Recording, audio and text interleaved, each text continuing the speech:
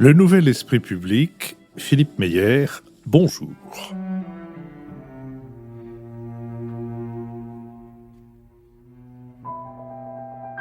Bonjour, merci de nous avoir rejoints pour ce nouvel esprit public au cours duquel nous allons tenter d'éclairer certains aspects de l'actualité avec Nicolas Bavrez, essayiste et avocat, Béatrice Gibelin, directrice de la revue Hérodote et fondatrice de l'Institut français de géopolitique, Nicole Niesotto, professeur titulaire de la chaire Union européenne au Conservatoire national des arts et métiers, et Marc-Olivier Padis, directeur des études de la fondation Terra Nova. Je vous annonce que notre prochaine émission en public, ça fait longtemps que nous n'en avions pas eu, à l'école alsacienne, aura lieu le dimanche 13 juin. Vous pouvez d'ores et déjà vous inscrire sur notre site. Évidemment, les jauges imposées par les mesures de sécurité seront appliquées ce jour-là, et par conséquent, si vous voulez vous inscrire, si vous voulez y assister, je crois qu'il vaut mieux ne pas tarder à vous inscrire. Une autre émission en public aura lieu, en principe, si les dieux nous sont favorables, pour la dernière émission de commentaires de l'actualité avant la série des thématiques qui aura lieu le dimanche 4 juillet. Ce sera aussi notre 200e émission. Nous sommes partenaires de l'hebdomadaire Le 1, dont le dernier numéro est intitulé « Peut-on se passer du nucléaire ?» et qui est ainsi introduit. Une partie des experts estime qu'il serait déraisonnable de penser éliminer les énergies fossiles sans un mix énergétique alliant renouvelables et nucléaire. Mais si le développement de cette dernière filière a longtemps fait l'objet d'un consensus politique assez large en France, la défiance s'est accrue avec les catastrophes de Tchernobyl puis de Fukushima. L'obsolescence à court terme d'une partie du parc nucléaire national nous place à la croisée des chemins énergétiques. Dans le cours de nos badas, si c'est pour la culture, on a déjà donné, nous avons mis en ligne mercredi dernier, mercredi 18, un premier entretien avec le comédien Emmanuel Noblet, qui a remporté un Molière pour son interprétation de Réparer les vivants de Maëlys de Kerangal. Il raconte dans ce premier entretien comment une entrée dans la carrière peut prendre la forme d'un parcours en montagne russe, avec des bas assez bas et des hauts pas très élevés, comment renoncer définitivement au sextennat qu'il étudiait comme juriste, comment les matchs d'improvisation affûtent la capacité d'écoute, comment une photo en smoking aux côtés de Fanny Ardant peut devenir un inconvénient et comment remonter du 36e dessous en convainquant des directeurs de théâtre qu'une histoire de transplantation cardiaque peut remplir leur salle. Mercredi 25, nous mettrons en ligne le deuxième entretien et Emmanuel Noblet racontera la saga des 302 représentations de Réparer les vivants un peu partout à travers le monde. Nous allons maintenant nous intéresser à notre premier sujet qui est celui de l'Europe sociale et du sommet de Porto. Les 7 et 8 mai, les chefs d'État et de gouvernement européens se sont réunis à Porto, au Portugal, pour un sommet social de l'Union aux côtés de représentants des institutions européennes, de partenaires sociaux, de membres de la société civile et de mandataires d'organisations internationales. Les 27 États membres ont adopté une déclaration en 13 points. Elle affirme leur détermination à mettre en œuvre le socle européen des droits sociaux, adopté à Göteborg en 2017 et dont l'importance a été renforcée par la crise liée à la pandémie. Cette déclaration, qui tient compte des différentes situations nationales, contient des engagements généraux et non chiffrés en matière d'emploi, d'éducation, de formation, de réduction de la pauvreté et d'écart de salaire hommes-femmes ou encore de droits des travailleurs, notamment dans le nouveau domaine des plateformes numériques. Il ne s'agit que d'orientation, car la compétence sociale reste aux États membres et l'Union ne peut jouer qu'un rôle d'appui. Toutefois, les 27 États membres ont endossé à Porto le plan d'action présenté par la Commission européenne le 4 mars dernier, qui trace la voie pour l'Europe dans le domaine social, en fixant notamment 3 nouveaux objectifs à atteindre d'ici à 2030, un taux d'emploi de 78%, au lieu de 73% en 2019, 60% de la main-d'œuvre adulte bénéficiant d'une formation chaque année au lieu de 40% en 2019, sortir 15 millions d'Européens de la pauvreté, dont 5 millions d'enfants. Afin de veiller à ce que les 27 États membres y parviennent, chacun à son rythme, les objectifs chiffrés vont être intégrés à la surveillance des budgets nationaux, au même titre que la dette, les déficits et les nouveaux critères climatiques dans le cadre du cycle de coordination des politiques économiques, budgétaires, sociales et du travail baptisé semestre européen.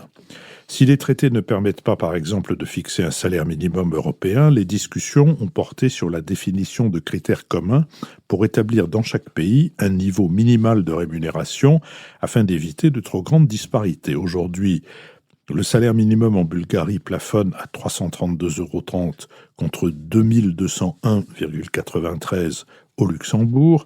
L'inégalité salariale entre les hommes et les femmes en Europe est de 14,1% en moyenne, mais ce chiffre masque de grands écarts.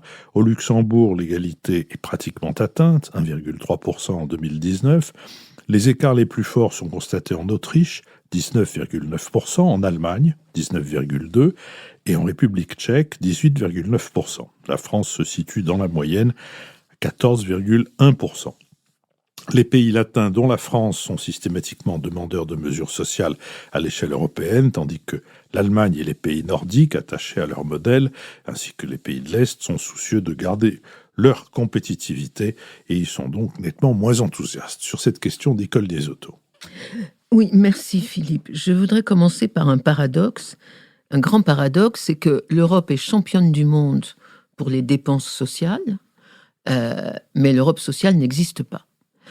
Championne du monde, c'était une phrase d'Angela Merkel en 2012 qui rappelait que l'Europe dépense 50% des dépenses sociales dans le monde alors qu'elle ne produit que 20% de la richesse mondiale. Et Madame Merkel concluait en disant il va falloir travailler très dur pour continuer à garder ce leadership. Et effectivement, les Européens dépensent à peu près 28% de leur PIB en dépenses sociales. La France est championne du monde d'ailleurs avec 30%. Mais l'Europe sociale, c'est une série de déclarations. Il n'y a pas de budget commun, il n'y a pas de politique sociale commune. Ce sont des déclarations, des objectifs chiffrés. On en a eu encore un exemple à Porto. Donc, pourquoi ce paradoxe ? Tout simplement parce que les États l'ont voulu dès l'origine de la construction européenne. Il y a eu une espèce de partage des tâches qui s'est fait. La Commission s'occupe du marché, l'Europe s'occupe du marché et du consommateur. Les États s'occupent du social et du citoyen, parce que le citoyen est aussi électeur. Et donc, on a eu dès le départ la volonté des États membres de garder leur souveraineté dans la redistribution des richesses, à charge pour l'Union européenne d'accumuler de la richesse que les États pourront ensuite redistribuer. Et parce que pour leur élection, c'est absolument fondamental d'être celui qui redistribue la richesse nationale. Donc l'Europe sociale n'existe pas à une nuance près, pardon. Il faut quand même reconnaître qu'il existe une sorte d'Europe sociale qui n'est pas voulue comme telle, qui est simplement la conséquence de l'optimisation du marché. Pour que le marché fonctionne, il faut effectivement qu'il soit, comme disent les fonctionnaires de Bruxelles, optimal. C'est-à-dire qu'il y ait très peu de divergences entre les régions, entre les États, très peu de différentiels de croissance. Il faut que le consommateur ait le même produit, qu'il soit au Portugal ou en Slovénie. Et donc, pour optimiser ce marché, la Commission a pris des mesures que les États ont acceptées, qui sont des mesures sociales. Par exemple, la reconnaissance des diplômes européens pour que ça puisse circuler. Par exemple, le fameux accord de Schengen, qui n'a rien à voir avec les frontières, mais qui a à voir avec la liberté de circulation des travailleurs. Par exemple, enfin, toutes les normes sur la sécurité et la santé des travailleurs qui sont en Europe tout à fait exceptionnelles. Donc, on a une espèce d'Europe sociale qui est comme un peu le dommage collatéral ou le bénéfice collatéral, si je puis dire, de l'optimisation du marché. Mais aucune politique sociale en tant que telle. L'idée que le social pourrait être non pas un sous-produit de la politique économique, mais peut-être un facteur de développement lui-même, tout ça n'arrive pas dans le radar de tous les dirigeants libéraux, je n'ose pas dire ultra-libéraux en présence de Nicolas Bavray, mais en présence de tous ces libéraux qui font fonctionner l'Union européenne. Alors, il y a deux ruptures qui ont amené à Porto. Il y a la première rupture, c'est la crise de 2008, parce que les Européens l'Union européenne a décidé d'avoir une politique d'austérité avec ce dogme que seules les réformes structurelles pourraient amener de la croissance. Donc, il a fallu que les États réduisent leurs dépenses sociales pour avoir un déficit inférieur à 3% du PIB. Du coup, des crises sociales dans l'ensemble des pays touchés par la crise, notamment chez les fonctionnaires, un ressentiment à l'égard de l'Europe, la montée du populisme, la montée de l'europhobie, et donc une première première prise de conscience que l'ultralibéralisme sans social pouvait pouvait amener à une remise en cause du système lui-même. La deuxième prise de conscience, c'est la crise, la pandémie de 2020, qui est là, c'est l'inverse. On a fait l'expérience inverse.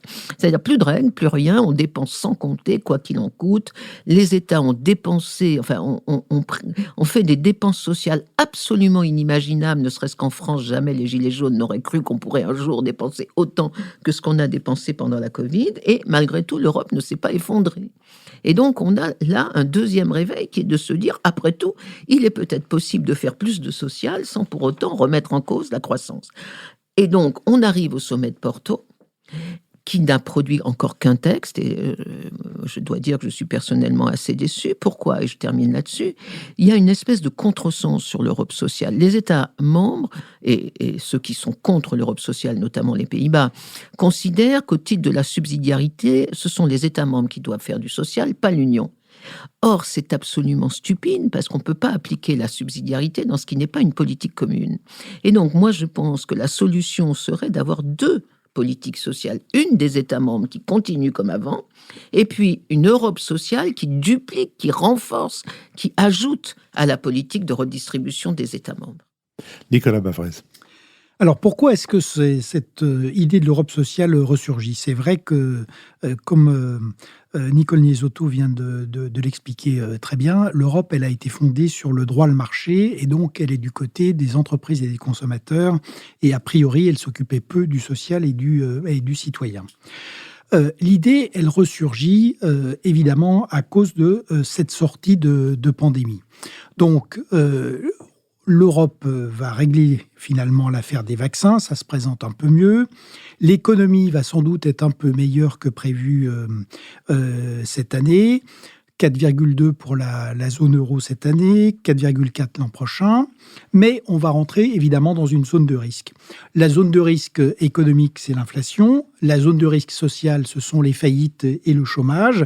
Et la zone de risque politique, ce sont les élections allemandes et surtout françaises, avec un énorme risque de populisme, principalement en France, et puis un risque de perte de stabilité côté allemand. Et c'est vrai que, du coup, le système européen s'est rendu compte que le social avait été tout à fait négligé en 2008-2009 et que ça avait été dommageable et sur le plan économique et sur le plan politique. Alors, est-ce que les choses se présentent d'une manière différente? Est-ce qu'on peut avoir un peu plus d'espoir que ça marche et qu'on ait de fait un espèce de vrai pilier social? En fait, c'est vrai que, une fois de plus, l'Europe, pour l'instant, n'a produit qu'une déclaration, mais je trouve qu'il y a plusieurs points positifs. Le premier point positif, c'est que plutôt que de se concentrer sur des grands thèmes ou des grands signaux, par exemple le salaire minimum, qui est une chose qui est très compliquée parce que les différentiels de productivité sont immenses, et si on veut avoir un salaire minimum, même des règles communes entre la Roumanie et l'Allemagne ou l'Europe du Nord, c'est très compliqué. Donc d'abord, on s'est concentré sur trois choses qui sont trois choses utiles. Ça a été rappelé, donc le taux d'emploi avec un effort sur les femmes et les jeunes, la formation et puis la lutte contre la pauvreté et notamment contre la pauvreté qui touche les enfants. Et le fait d'avoir des programmes beaucoup plus concrets plutôt que de vouloir harmoniser la protection sociale ou le chômage. Soit dit en passant, l'Union a déjà eu un rôle très important pendant la gestion de la crise avec le financement des systèmes de chômage partiel. Alors, la deuxième raison d'espérer, c'est qu'on a un changement de paradigme très clair au plan mondial sur la politique économique. Donc, il est clair qu'avec les plans Biden, mais au-delà, le cycle libéral qui avait commencé en 79 avec désinflation côté banque centrale indépendante côté monnaie et puis baisse des dépenses et des prélèvements publics côté réforme impulsée par Madame Thatcher au Royaume-Uni et puis ensuite Reagan aux États-Unis. Donc tout ceci aujourd'hui s'est refermé. On est dans un nouveau paradigme avec intervention de l'État. dépenses, prélèvements, et par ailleurs, un rééquilibrage entre la partie vraiment économique, compétitivité, et la partie inclusion. Et les dernières raisons d'espérer, c'est que on a quand même l'instrument du plan de 750 milliards d'euros, qui est sur laquelle on peut précisément greffer des mesures sociales, mais des mesures sociales qui ont des effets à long terme sur la compétitivité économique. Et on pense évidemment à l'éducation, à la formation et à tout ce qui touche au capital humain. Et la dernière remarque, c'est que c'est la meilleure manière de rééquilibrer et de réconcilier l'économique et le social, c'est de réfléchir à ce que devrait être le capitalisme européen. La transition écologique ne peut se faire que par le marché et que par les entreprises. C'est la même chose pour le numérique, c'est la même chose pour l'inclusion. Et donc, il est vital que l'Europe réfléchisse à des normes prudentielles, comptables, juridiques qui permettent d'avoir, si on veut avoir un capitalisme soutenable, ça passera par la régulation des entreprises. Et c'est à mon avis par là qu'on peut essayer, autour de cette notion de régulation, de règles d'un capitalisme européen, qu'on peut réconcilier l'économique et le social dans l'Europe. Béatrice Gibel. Pour une fois qu'on voit Nicolas avoir des points positifs, c'est vraiment une situation inhabituelle. Voilà. Sur cette situation, je pense qu'on voit là, en fait, une forme de pragmatisme.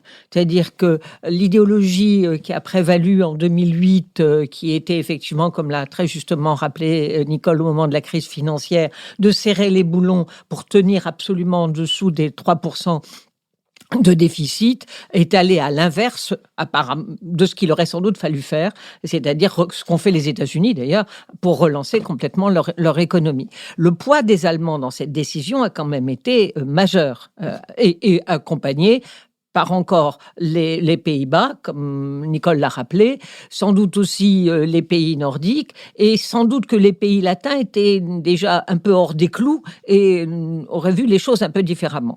Incontestablement, la montée des populismes et le rejet de l'Europe, parce que c'est ça que ça veut dire, la montée des populismes, c'est-à-dire un nationalisme où on se referme sur soi-même, a inquiété. Et en particulier, la montée de l'AfD en Allemagne. Qui a été une réelle inquiétude. Ils ont quand même surgi au Parlement très, très rapidement, avec des endroits quand même où, même si ça fait 10-12% des voix maximum, mais quand on regarde une géographie de ça, en Allemagne de l'Est, on peut avoir des endroits où c'est 30%, sur des territoires relativement petits, mais je pense à Mecklembourg-Poméranie, par exemple, ou à Saxe, on va avoir des poussées, si vous voulez, qui sont extrêmement préoccupantes. Donc, avec un reflux des sociodémocrates et un reflux de la CDU. Donc, il faut prendre les choses au sérieux, si vous voulez. Ce populisme-là a touché l'Autriche, a touché les Pays-Bas, a touché les pays nordiques, a touché l'Allemagne. Bref, c'est une affaire sérieuse. Voilà. Donc, du coup, au moins, on n'allait pas refaire les mêmes erreurs. Mais ce qui a surtout changé, là, moi, je souscris complètement à ce qu'a dit Nicolas, c'est que le contexte a changé. Ce contexte libéral, qui a été pensé à un moment, tu as rappelé que c'était Thatcher et Reagan, où j'allais dire, l'Occident était en majesté et dominé et semblait le bon modèle et le marché le seul modèle. Il faut bien voir que la montée en puissance de la Chine, extrêmement rapide, qui menace le leadership du modèle occidental, y compris celui de la démocratie, est extrêmement préoccupant.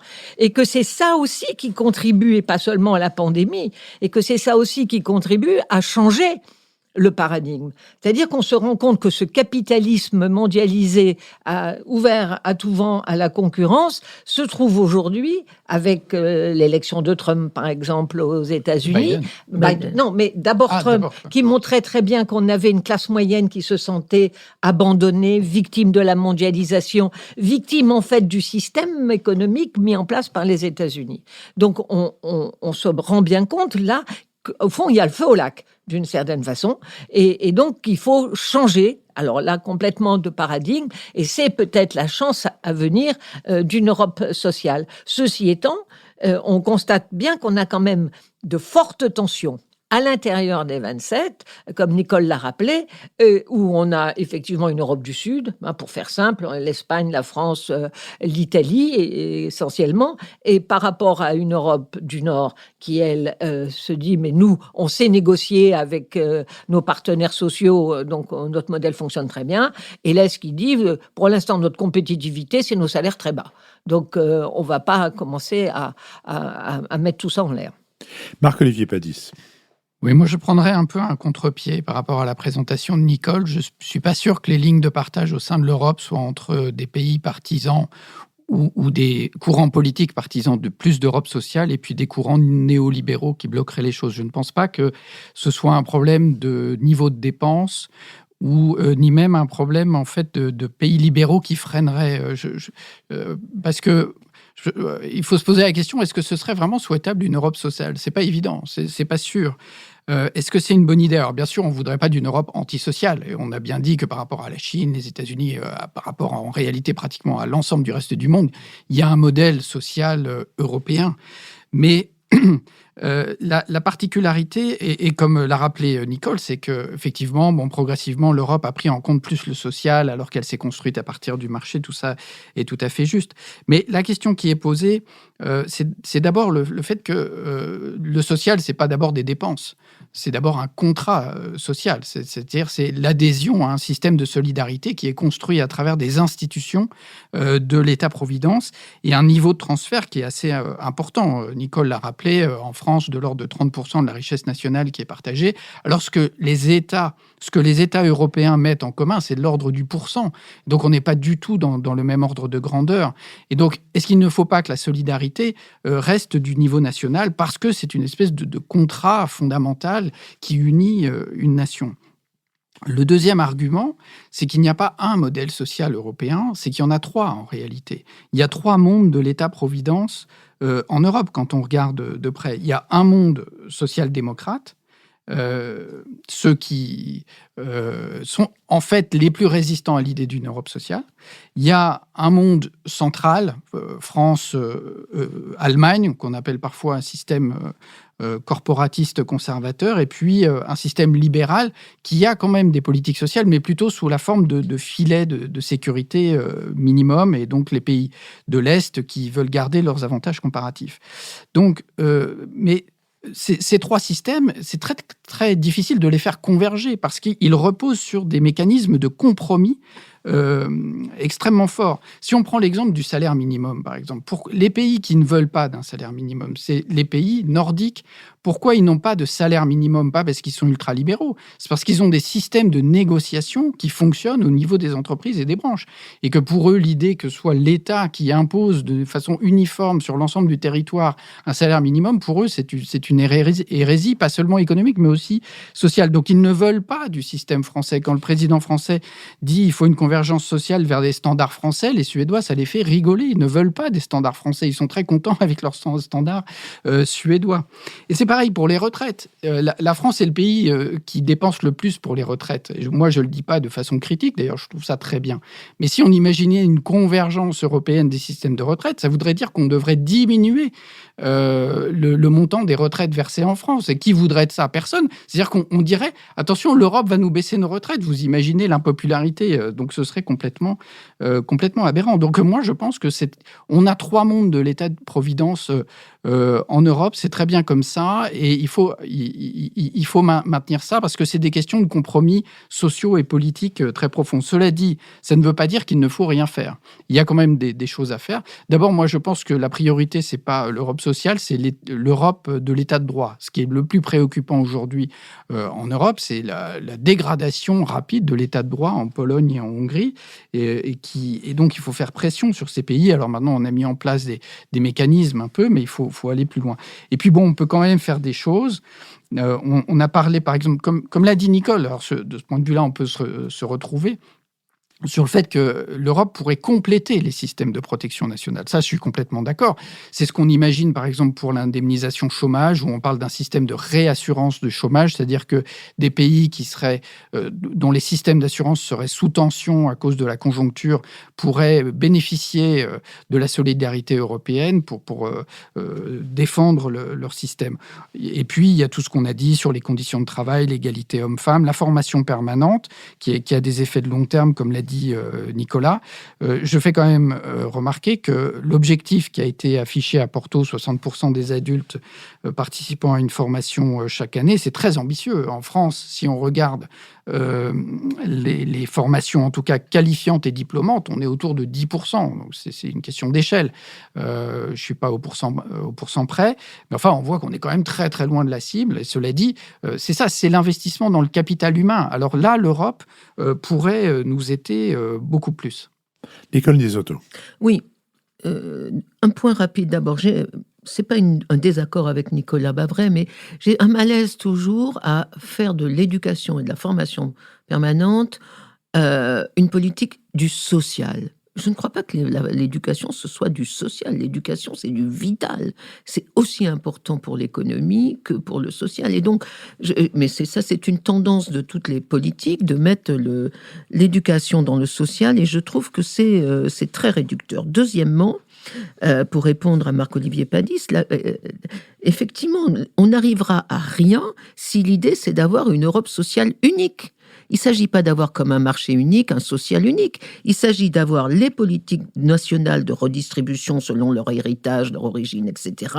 Et à côté, en plus, en surcroît, pas à la place, en plus, une redistribution par des fonds européens. Il y a un fonds peut-être chômage, il y a un fonds de formation permanente qui devrait exister. Par exemple, si un travailleur en France n'arrive pas à avoir la formation qui lui plaît, il pourrait l'avoir directement financée par l'Union européenne. Donc ça, je crois que c'est fondamental, c'est d'arrêter de croire que l'Europe sociale vise à une Europe unifiée sur le social. L'Europe sociale, c'est du plus, c'est pas à la place.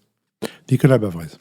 Oui, je crois qu'il y a un problème de définition du social, parce qu'on le ramène trop souvent en France, et ça a été un peu fait là, à l'État-providence.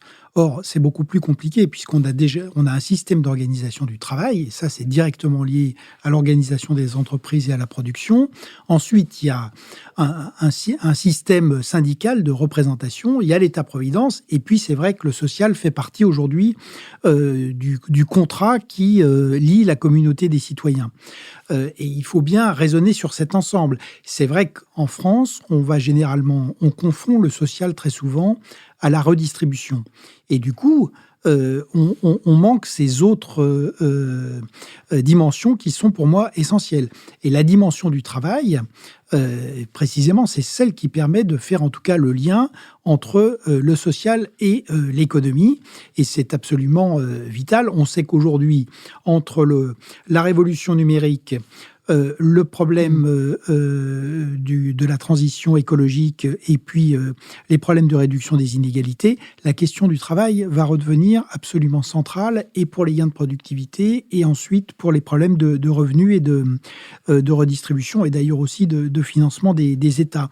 Donc, c'est pour ça qu'il faut vraiment avoir cette vision qui soit une vision globale. Donc, le droit du travail, évidemment, je ne crois pas du tout qu'on pourra avoir un droit du travail unique en Europe, mais ce sur quoi on peut précisément faire beaucoup mieux, et c'est un peu les axes emploi, formation et lutte contre la pauvreté, c'est cette dimension du capital humain qui est le premier facteur de production dans une économie de services et d'innovation. Béatrice Zibla. Moi, j'y vois aussi quelque chose de tout à fait essentiel à porter un discours sur le social avec des actes. C'est que il est important de redonner confiance en l'Europe à une grande partie de la population.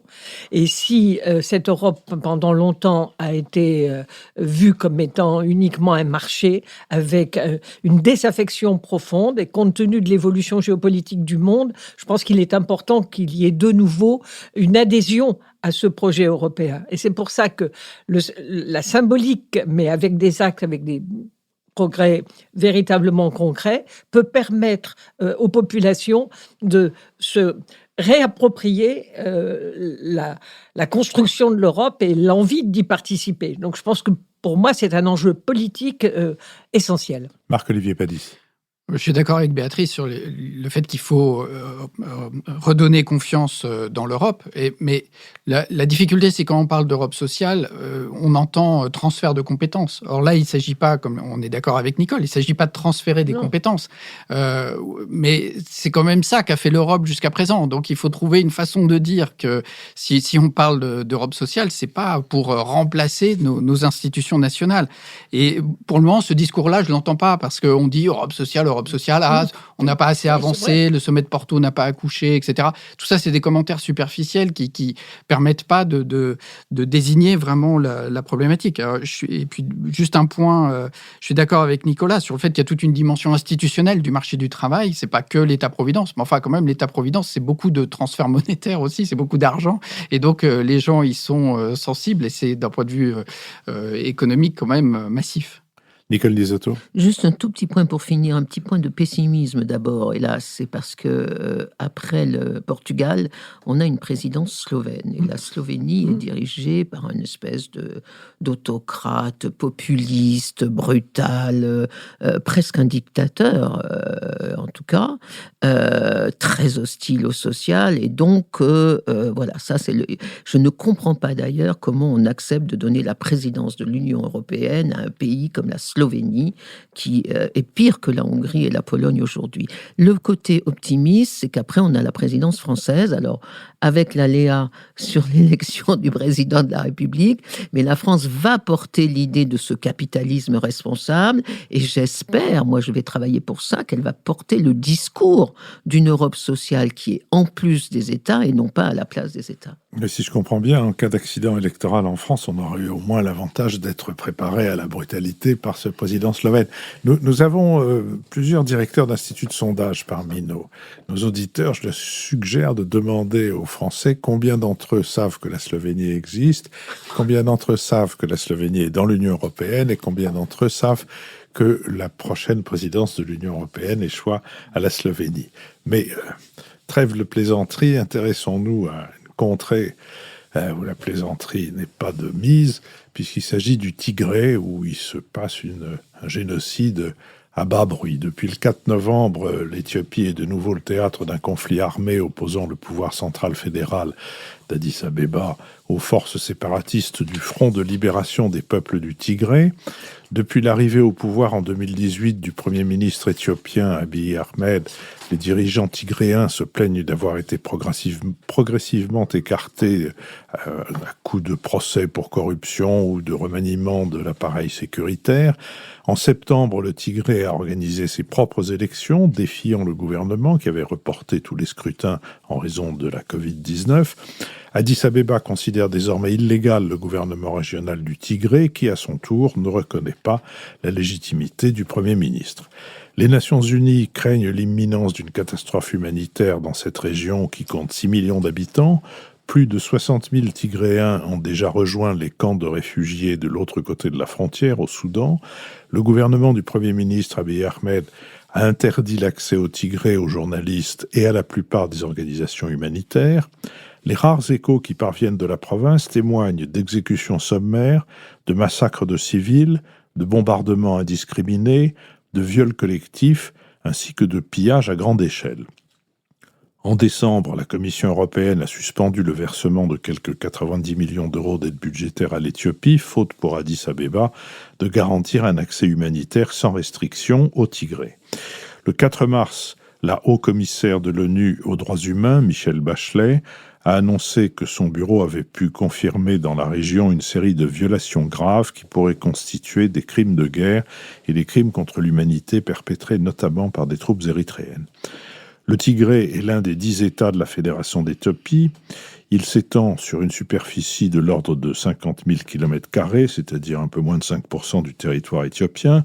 Il partage des frontières avec l'Érythrée et la République du Soudan du Sud. Avec 108 millions d'habitants, dont 60% âgés de moins de 25 ans, l'Éthiopie est le pays le plus peuplé du continent, après le Nigeria. Les Oromos y représentent 35% de la population, les Ambaras, sur lesquels s'appuie le Premier ministre Abiy Ahmed, 28%, et les Tigréens ne sont qu'un peu plus de 6%. L'Éthiopie est aussi le pays qui a connu la croissance économique la plus élevée, près de 10% par an depuis une décennie. Et en 2019, son Premier ministre, Abiy Ahmed, s'était vu attribuer le prix Nobel de la paix pour avoir mis fin au conflit avec l'Érythrée. Dans un rapport publié le 2 avril, l'International Crisis Group estimait que le conflit était dans une impasse et risquait de s'éterniser. S'il n'est pas rapidement stoppé, met en garde l'organisme de prévention des conflits, il sera dévastateur tant pour le pays que pour le reste de la Corne de l'Afrique. Sur cette question, Béatrice Gibelin. Oui, le Tigré est une sale affaire. Et c'est une sale affaire et je ne pense pas qu'on puisse parler d'un génocide à bas bruit. Ça laisserait entendre que le pouvoir éthiopien est dans la liquidation volontaire des Tigréens. Je ne pense pas que ce soit ce qui se passe, même si, comme Philippe vient de le rappeler, massacres, viols collectifs, vols, pillages, qui sont essentiellement le fait de qui ? Essentiellement le fait d'Érythréens. Car c'est là où on est dans une situation compliquée. On va remettre un peu les choses en perspective, si vous voulez. Eh bien, vous vous souvenez sans doute de ce conflit très fort, très dur qui a opposé l'Éthiopie à l'Érythrée pendant 2 ans, à un moment où c'était les Tigréens qui étaient à la tête de l'armée éthiopienne. Et cette armée éthiopienne a été extrêmement brutale et violente vis-à-vis de cette rébellion érythréenne, à la tête duquel il y a d'ailleurs de ce pays un dictateur sanguinaire qui appauvrit sa population. Il y a énormément d'Érythréens qui sont réfugiés au Tigré aujourd'hui. Donc on est sur une situation à la frontière entre l'Érythrée et le Tigré qui est tout au nord et qui est en contact direct avec l'Érythrée, une situation difficile avec des populations réfugiées, affamées pour beaucoup, avec des taux de mortalité infantile qui sont élevés. C'est vraiment très, très dramatique, si vous voulez. Et il faut bien voir, la grande erreur, à mon sens, d'Abiy Ahmed, c'est pas tellement d'être intervenu au Tigré, et j'y reviendrai, c'est d'avoir permis à une partie de l'armée érythréenne d'intervenir au Tigré. Et on est dans un cycle de vengeance, d'une violence extrême. Or, il faut bien voir qu'en Érythrée, on meurt de faim, on est sous une dictature extrêmement dure, et donc que ces gens qui viennent se vengent en pillant, parce qu'ils volent, parce qu'ils ont besoin, ils estiment avoir besoin de prendre pour survivre. Ils violent, parce que le viol est une arme de guerre, on le sait déjà maintenant, hélas, depuis un moment, et c'est ça qui fait les massacres et l'aggravation. Je ne dis pas du tout que l'armée éthiopienne soit parfaite et ne provoque, se comporte de façon exemplaire. Je dis pas ça, mais c'est dans la violence et dans le massacre, c'est une affaire qu'il faut lier à ce point-là. Maintenant, pourquoi le Tigré ou les leaders tigréens, se sont-ils embarqués dans cette opposition, dans cette rébellion au pouvoir ? Eh bien, ils ont fait une erreur d'analyse et ils ont fait une erreur de rapport de force. Ce sont d'excellents combattants. C'est connu depuis, j'allais dire, très très longtemps. Ils ont été à la tête de l'État éthiopien jusqu'à l'arrivée de Ahmed Abiy. Donc, ils ont été à la tête de l'État éthiopien pendant une 20aine d'années, on va dire. Bien. Après la chute, effectivement, d'un régime marxiste-léniniste qu'ils ont fait tomber et ils ont pris le pouvoir. Ils se voient, les Tigréens, et je pense que c'est très important pour comprendre, comme étant, si vous voulez, les plus légitimes à diriger l'Éthiopie. Ils se voient comme le berceau de l'Éthiopie. C'est là, par exemple, qu'on va trouver les plus vieilles églises, les monastères, cette chrétienté qui date du VIe siècle, où il y aurait l'Arche de l'Alliance. Voilà. Ils sont dans cette représentation-là. Représentation aussi d'avoir eu un grand royaume, le royaume Aksum, dont ils sont extrêmement fiers. Ils estiment que leur langue est la plus pure, et qu'une langue couchitique, et qu'au contraire, l'amharique n'est qu'un dérivé, si vous voulez. Donc, ils sont l'essence de l'Éthiopie, et donc ils estiment qu'ils doivent avoir un rôle extrêmement important. Alors, c'est parti sur une banale affaire, on va dire, d'élections, puisque les élections ont été repoussées pour des raisons de Covid, sans doute aussi que la situation était moins favorable peut-être pour le pouvoir sortant, mais pourquoi engager une attaque militaire? Ils ont 250 000 hommes dans les milices tigréennes et des gens qui savent se battre, donc c'est pas rien. Donc pourquoi avoir provoqué cela? Et parce qu'ils n'ont pas pensé que l'armée éthiopienne, dont ils étaient les cadres et qu'ils avaient dû abandonner, aurait réagi aussi rapidement et aussi violemment que ça. Parce qu'ils avaient d'habitude gagné. Mais quand ils gagnaient, d'habitude, ils n'étaient pas tout seuls. Ils avaient autour d'eux des vrais soutiens, que ce soit y compris dans les États arabes, que ce soit même d'une façon avec les États-Unis. Là, ils sont seuls. Alors, c'est une sale affaire parce qu'on ne va pas s'en sortir comme ça. Parce que sans doute que l'armée éthiopienne, personne ne peut y aller. C'est-à-dire que ni le gouvernement éthiopien ne permet qu'on y aille, mais ni les Tigréens ne veulent faire venir aussi des journalistes qui pourraient raconter, parce que ça se fait aussi de l'autre côté. Ni les uns ni les autres ne veulent qu'on y aille. Mais ce qui me semble extrêmement grave, c'est que l'armée éthiopienne a sans doute regagné les grandes villes. La capitale, Mekelle, et sans doute aussi Aksum. Mais elle ne tient pas à la campagne. Or, c'est quoi la campagne? C'est de la haute montagne, avec des canyons, très boisés. Ils connaissent le terrain parfaitement. Ils sont armés. Ils ont l'habitude de la rébellion, parce qu'ils l'ont déjà menée plusieurs fois. Alors, il y a quelque chose d'intéressant. C'est qu'Abiy Ahmed a combattu aux côtés des Tigréens, déjà pendant 2 ans, au moment de faire tomber le régime marxiste-léniniste. Donc, il les connaît.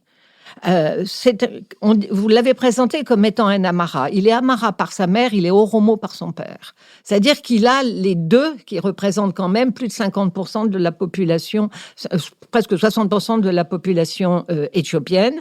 Il parle le tigréen, il parle l'amharique, il parle bien évidemment l'anglais et il parle aussi l'arabe. Donc, c'est quelqu'un qui est, si vous voulez, avec une surface très importante. Alors, pourquoi cette précipitation des Tigréens? Parce qu'ils n'avaient pas beaucoup de temps. Car Ahmed Abiy a créé le Parti de la Prospérité, qui est un parti, évidemment très récent, qui essaye d'être transethnique, si vous voulez, véritablement, de s'appuyer sur une population jeune, finit par rappeler que 60% de la population avait moins de 25 ans, et qu'il y a une croissance démographique.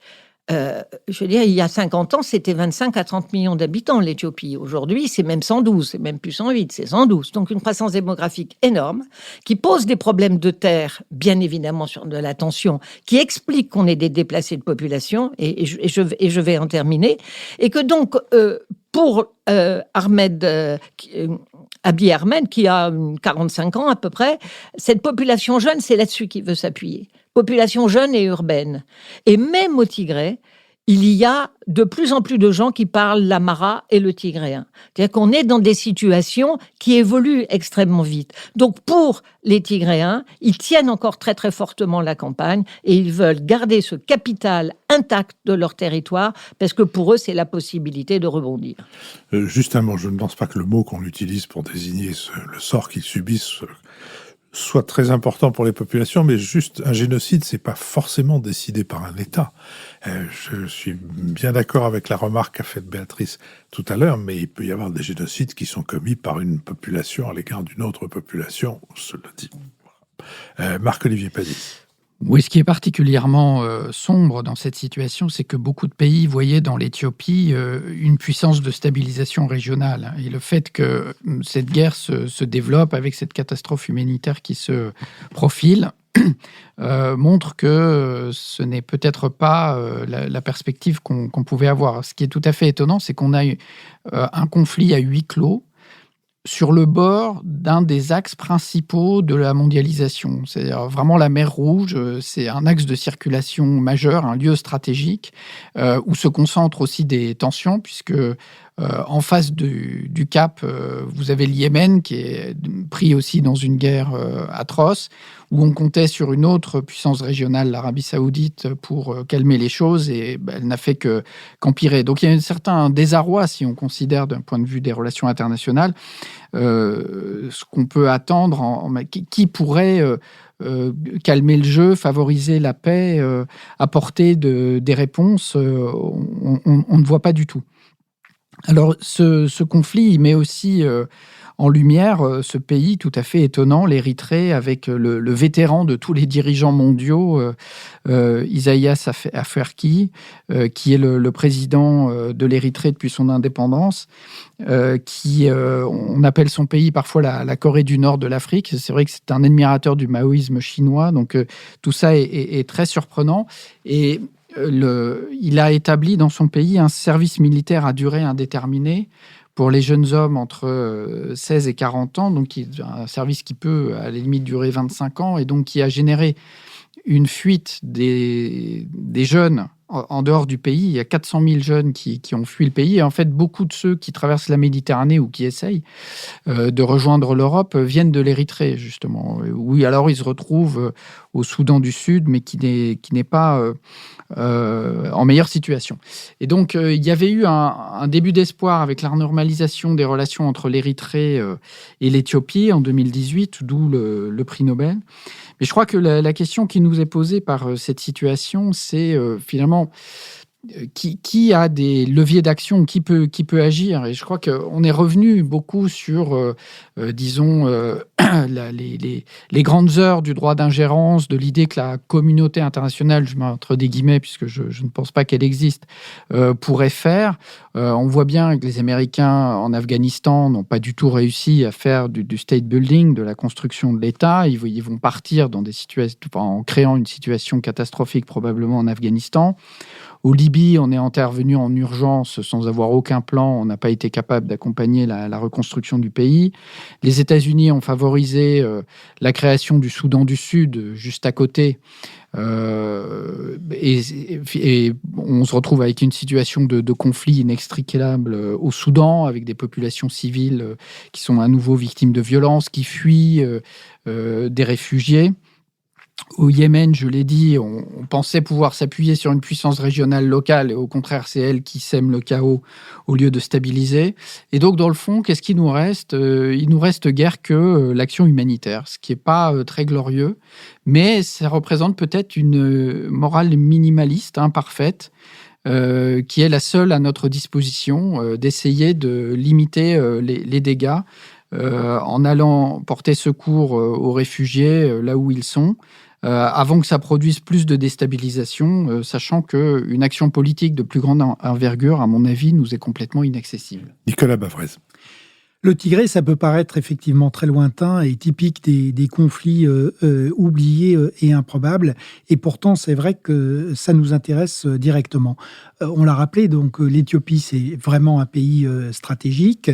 Ça a été aussi une sorte d'Afghanistan africain. Les Italiens s'y sont cassés les dents à la fin du 19e siècle et il a fallu qu'ils utilisent des armes chimiques dans les années 30 pour prendre le contrôle du pays. Les Soviétiques s'y sont aussi cassés les dents. Et notamment au Tigré. La deuxième raison, c'est que c'est un pays qui a souvent été le laboratoire de grands événements. On a parlé donc la période des tentatives de colonisation de l'Italie. Ensuite, il y a eu le Négus, il y a eu Mengistu en 1974 qui a été le début des grandes dictatures marxistes en Afrique. On a eu la famine de 1998. Et puis ensuite, cette guerre interminable avec l'Érythrée entre 1998 et 2018. Et puis enfin, je rappelle que c'est quand même le siège de l'Union africaine. Et donc, pour toutes ces raisons, c'est pas un pays banal. Alors, c'est d'autant moins un pays banal que c'était devenu un peu la tête d'affiche et le chef de file des miracles africains. Donc, de ces pays avec certes régime autoritaire, pilotage du développement par l'État et industrialisation, très forte croissance, donc le tout adossé à la Chine, qui a fait de l'Éthiopie sa tête de pont en Afrique. Les résultats avaient vraiment été spectaculaires, donc c'est un pays qui faisait 10% de croissance par an, une industrie qui fait 12,5% de croissance par an, et une espérance de vie qui, depuis le début du XXIe siècle, était quand même passée de 40 à 65 ans. Donc, voilà pourquoi ce retournement est extrêmement inquiétant et préoccupant. Alors, la mécanique du basculement dans la guerre civile a été extrêmement bien décrite et donc je ne vais pas trop y revenir. C'est une logique purement politique avec effectivement des Tigréens qui ont un passé glorieux et qui ont sous-estimé la détermination du pouvoir central et un pouvoir central qui, de son côté, a aussi commis une énorme erreur en ne voyant pas qu'en mettant le doigt dans une guerre dans cet endroit-là, il allait en réalité se mettre dans une dynamique qui est exactement la dynamique qu'on a vue au Moyen-Orient et qui est exactement le pire des guerres enlisées, c'est-à-dire un mélange de guerre civile et d'intervention extérieure et de conflit régional. Et une fois qu'on a mis tout ça en route, c'est extrêmement difficile de s'en sortir. Donc pour l'instant, on est bien dans une escalade de la violence. Génocide ou pas, on peut en discuter, mais en tout cas, ce qui est certain, c'est qu'il y a des dizaines de milliers de morts, il y a sans doute 2 millions de réfugiés intérieurs ou extérieurs, il y a des gens qui partent massivement au Soudan, qui n'a absolument pas les moyens de les accueillir, et puis on a donc cette mécanique de la destruction, des viols, de la purification ethnique qui est en route. Donc les conclusions, c'est que pour l'Éthiopie, il y a quand même un vrai risque d'éclatement. C'est une guerre qui ne va pas se terminer facilement et rapidement. Pour la Corne de l'Afrique, c'est la déstabilisation. Il faut voir que les relations se tendent beaucoup avec le Soudan et l'Égypte. L'Égypte, il y a le problème du barrage sur le Nil, le barrage de la Renaissance, et les relations sont de plus en plus tendues. Et les protestations des paysans égyptiens de plus en plus fortes. Avec le Soudan, ça se tend aussi à cause des réfugiés. Et donc, il y a une dynamique qui a été mise en route. L'armée érythréenne qui est intervenue est plutôt rentrée chez elle, mais en réalité, la frontière est extrêmement poreuse. Donc, c'est cette dynamique de la violence qui est extrêmement importante. Et c'est pour ça que l'Éthiopie est très symbolique de ce qui se passe aujourd'hui en Afrique. Il y avait un décollage qui était enfin intervenu depuis le début du XXIe siècle.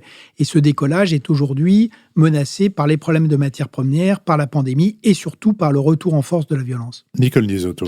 Oui, moi je voudrais revenir justement sur ce miracle éthiopien qui devient en 3 ans, plus qu'un mirage, une catastrophe éthiopienne et un commentaire justement sur ces fameux pays qui sont soi-disant les futurs Eldorado de la mondialisation en Afrique.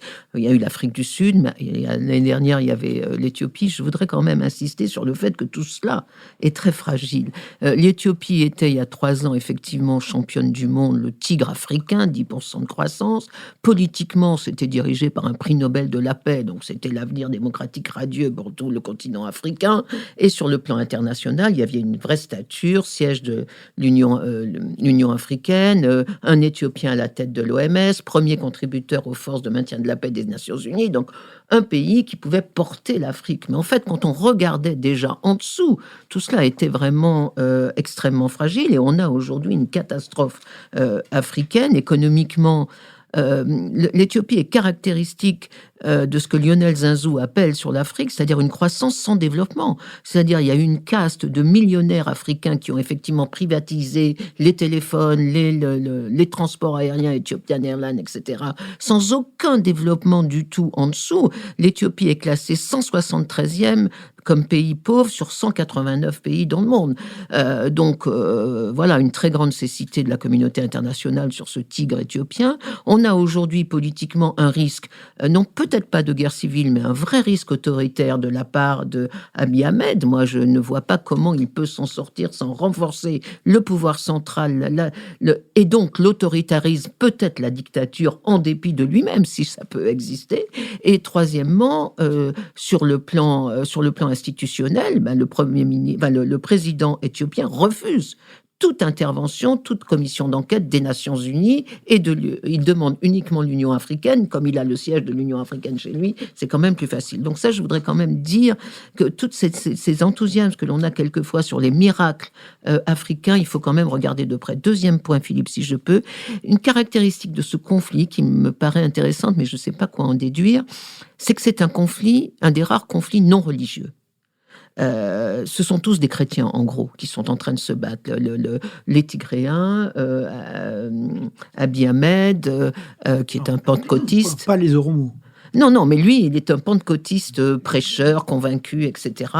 Et puis en Érythrée, pareil, c'est très partagé, mais ce sont des chrétiens qui étaient dans l'armée. Et donc, c'est peut-être pour ça que ce conflit n'intéresse pas trop. Il n'y a pas de pétrole, il n'y a pas de richesse, il n'y a pas de conflit entre les musulmans et les chrétiens. Et donc, on a aussi le Tigré comme conflit oublié de la communauté internationale. À une exception, peut-être, moi, je ne crois pas à l'extension du conflit à l'ensemble de la Corne de l'Afrique, parce que quand on regarde ce qu'il y a autour, le Soudan, l'Érythrée, la Somalie, c'est les 3 pays les plus pauvres, les plus ravagés, les plus atroces, les plus dictatoriaux de la planète. Donc c'est comme si déjà les populations souffraient. Ce sont vraiment un environnement absolument catastrophique. Le seul espoir peut-être, c'est la Chine. La Chine est le premier investisseur pour les investissements directs étrangers en Éthiopie. Elle a construit 10 grands complexes industriels. Elle a construit le chemin de fer qui va de Addis à Djibouti, où la Chine a des installations portuaires. Et ça, c'est pas du tout anodin. Elle a aussi en parallèle un contrat pétrolier avec le Soudan. Donc la Chine, elle n'en a strictement rien à faire, j'imagine, du conflit au Tigré et de la catastrophe humanitaire, mais elle a affaire avec la stabilité du pays. Et que peut-être, je crois que après avoir investi des milliards dans ce pays, peut-être que la Chine pourrait jouer un rôle, sinon, en tout cas, de médiation. Juste un mot à propos de l'éclatement de l'Éthiopie qui est toujours annoncé. Il n'y a aucune revendication d'indépendance, voire même d'autonomie de la part des Tigréens. Donc, bien sûr, c'était une forme de mirage, comme vient de le dire Nicole, mais avec aussi un certain nombre de résultats. La montée en puissance du nombre de jeunes Éthiopiens formés désormais, parlant plusieurs langues, dont particulièrement bien l'anglais plus que le chinois, et on ne peut pas toujours désespérer de tout. Je vous remercie. Nous avons atteint le moment où commence la séquence dite des brèves. Je voudrais l'ouvrir en disant que je pense que la géographie est la reine des sciences humaines, mais je m'en suis aperçu trop tard. J'avais fini mes études. Mais pour m'en reconvaincre, je n'ai eu qu'à lire le dernier numéro de la revue Que dirige Béatrice Gibelin, qui est là, mais je l'aurais de toute façon, en son absence, dit la même chose, c'est-à-dire Hérodote, qui est un numéro dans une revue trimestrielle qui est publiée aux éditions de la Découverte, et dont le dernier numéro est consacré au Maghreb. J'en ai particulièrement goûté trois articles. Un article sur la Kabylie, la Kabylie à laquelle beaucoup d'amateurs de chansons sont attachés à cause de Matou Blounès, qui a été traité, qui a été assassiné. Un article sur le racisme anti-noir dans les pays du Maghreb, qui est sous-titré « Dévoilement avec un S d'un tabou », et effectivement, dévoilement avec un S il y a. Et puis un article peut-être plus général, mais particulièrement d'actualité, sur le coronavirus et le Maghreb.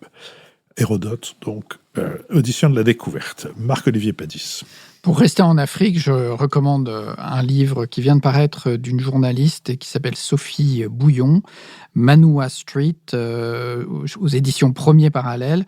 Sophie Bouillon travaille pour le bureau de l'AFP à Lagos, au Nigeria. Donc, après avoir vu l'Éthiopie, 112 millions d'habitants, l'autre géant africain en termes de population, c'est le Nigeria. Et il y a cette mégapole absolument sidérante, Lagos, la capitale, et dont Sophie Bouillon relate la chronique vue d'une petite rue, la rue où elle habite, Manoa Street, au moment du Covid, c'est-à-dire au moment où cette ville grouillante, débordante de vie, s'arrête complètement.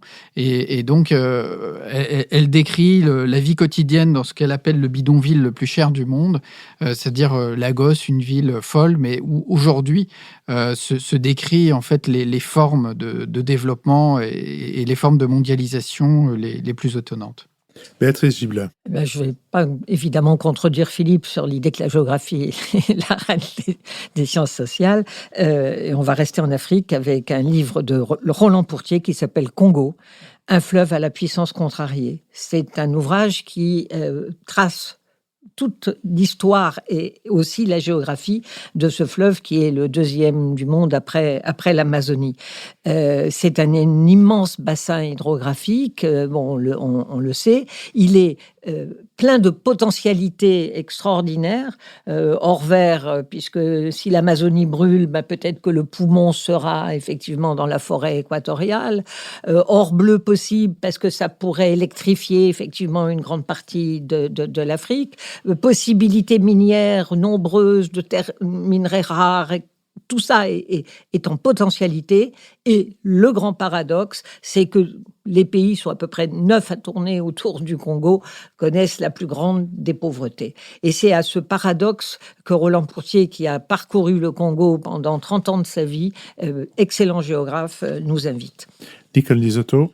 Alors moi, j'avais tellement aimé l'anomalie du prix Goncourt Hervé Letellier Succès considérable.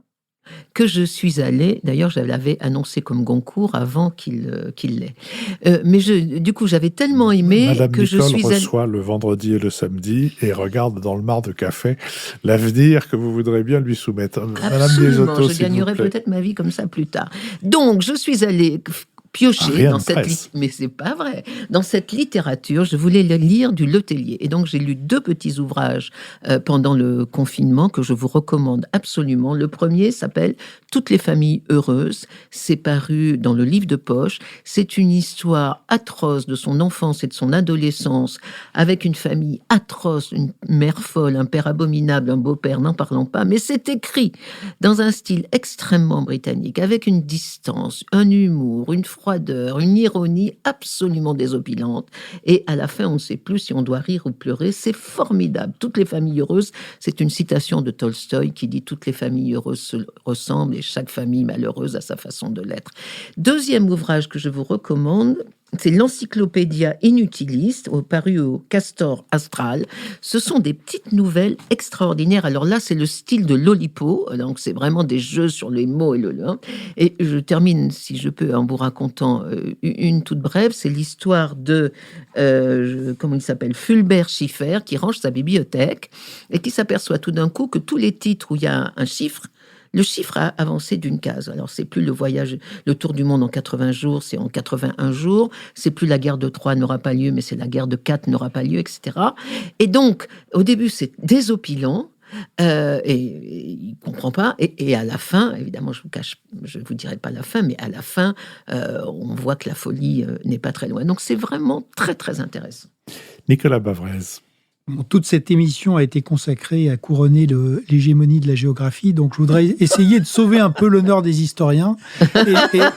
Et donc je voudrais essayer donc de contrebalancer avec du coup un poids lourd. Et donc je vous recommande le livre de Paul Venn, Une insolite curiosité, qui est un livre extraordinaire parce que ça mêle à la fois des éléments biographiques de celui qui est quand même un des plus grands historiens et un des grands intellectuels français. Il a été l'ami de Foucault, qui a été son caïman à l'école normale. Il a connu, et donc il y a le mélange de sa biographie, de son travail d'historien, de ses goûts d'esthète, notamment sur la poésie romaine évidemment, mais aussi la poésie contemporaine. Et on a du coup un jeu, donc il y a à la fois l'homme et puis son œuvre et ses engagements, et puis des allers-retours assez fulgurants entre Rome, l'Empire romain, qui a été son grand thème d'étude, et puis le monde dans lequel nous vivons. Il y a par exemple un superbe texte sur Palmyre, et on s'aperçoit que les réflexions sur la religion dans l'Empire romain nous ramènent par certains côtés à ce que nous pouvons vivre aujourd'hui. Donc, c'est un très grand livre pour un très grand historien. La critique que Nicole Nyotto a faite du livre d'Hervé Letellier m'a rappelé par fait de récurrence ou de rebond une critique, puisque c'est une critique sur la légèreté et le caractère, la litote, dans l'usage de la litote par Letellier, m'a rappelé une critique faite par Pierre Desproges d'un roman signé de Patrick Poivre d'Arvor. Et Pierre Desproges disait, c'est l'histoire d'une jeune fille leucémique qui tombe amoureuse d'un garçon leucémique, et c'est écrit dans un style leucémique. Je remercie Sophie Jacquin, avec qui je vous recommande. Je remercie Sophie Jacquin, avec qui cette émission a été préparée, Benoît Carré qui en assure le compte-rendu analytique, le compendium, Nicolas Tourneau qui veille à notre site, Olivier Magloire qui résout les problèmes liés aux plateformes de financement, Nouvelles Écoutes et Julien Neuville qui nous produisent, et le studio L'Arrière-Boutique, dans lequel nous sommes contents de nous retrouver après une si longue absence. Je vous donne rendez-vous mercredi pour la deuxième partie de notre Bada avec Emmanuel Noblet sur Préparer les vivants, et la semaine prochaine, dimanche prochain, pour notre Nouvel Esprit public. Je vous rappelle que le 13 juin recommence notre série d'émissions en public à l'école alsacienne.